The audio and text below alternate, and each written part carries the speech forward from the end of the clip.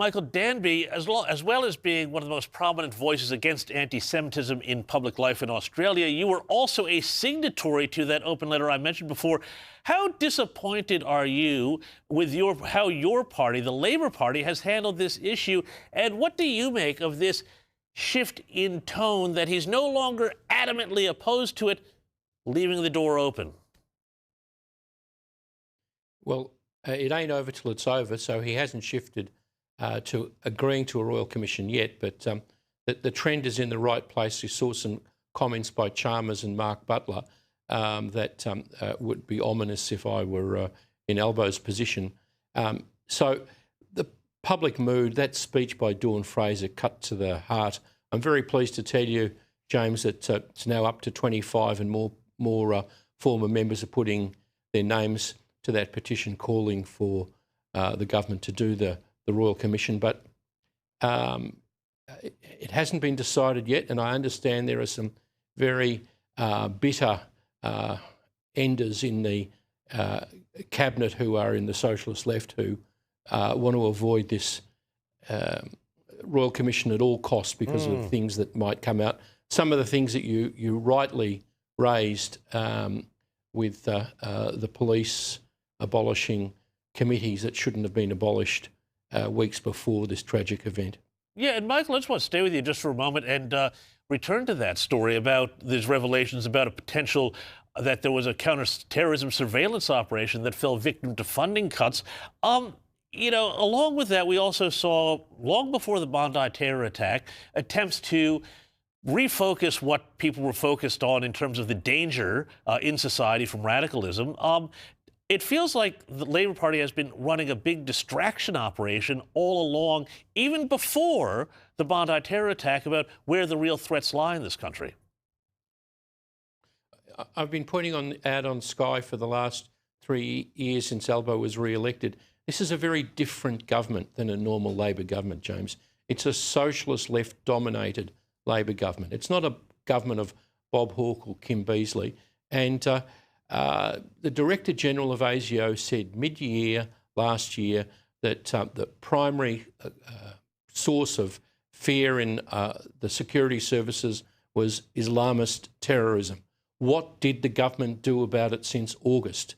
What did Tony Burke, the minister responsible, do since August? And I think that's what they're afraid will be uncovered, not just what they did do, but what they didn't do in the period since the Director General made that ominous warning. Indeed. Hey, Carolee, I want to ask you too about another disturbing story we had today in the Daily Telegraph.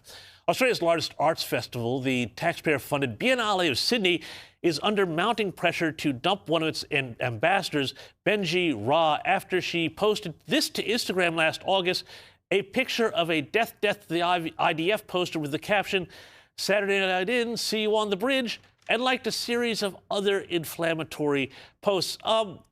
Carolee, there's a lot of controversy around this. The Biennale organizers have issued a vague statement saying that people are entitled to express their personal viewpoints, and I have some sympathy to that, but I am also really concerned that this major arts festival could wind up becoming a platform, as so much of the arts industry has become in the past, for really virulent ideas here. And I'd love your thoughts on clearing this up for me. One word, James, taxpayer funded. I would love it if I was an artist and I stood up for the rights of Israel and the Jewish people around the world and in Australia. I would be cancelled before the press release even went out.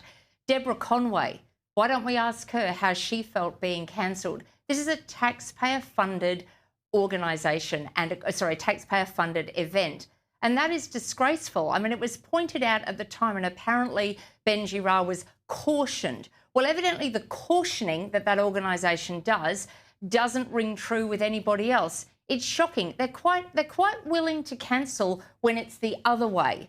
And no, she should step down. It's absolutely disgraceful. And yes, it will just become yet another platform for activists that are not interested in anything else apart from the destruction of Israel, and she should be removed. But James, it's not just a matter of cancel culture or not. We don't have to fund them. Why does the bloke who says that the Bondi massacre, okay, get $100,000 subsidy from Creative Australia to write children's books? Why do we send some bloke off to the Venice Biennale who is a portraitist of Hassan Nasrallah, the head of a wanted terrorist group in Australia, Hezbollah, subsequently killed, of course, but this is a pattern. The thing you identified in Sydney, the Biennale in Sydney, the children's author who gets hundreds of thousands of dollars. Yeah, the people can have their points of view, but Tony Burke is the Minister for the Arts. If he had taken this issue seriously, he's emboldening and empowering these people. And what it does is it sends signals to the loonies in Western Sydney that this is okay. Now, if you were a proper Minister of Australia, you should stand at Creative Australia and say to them, stop all of these rubbish grants to people who are ratbags, and you draw a line in the sand and stop it. But what you've identified is part of a pattern set, as they say, the fish stinks from the head. It's been set by and, in fact, encouraged by an awful lot of people in the ALP. Sorry to say that, Michael Danby, but thank you, Michael and Carolee Katzibanis, for your time this evening.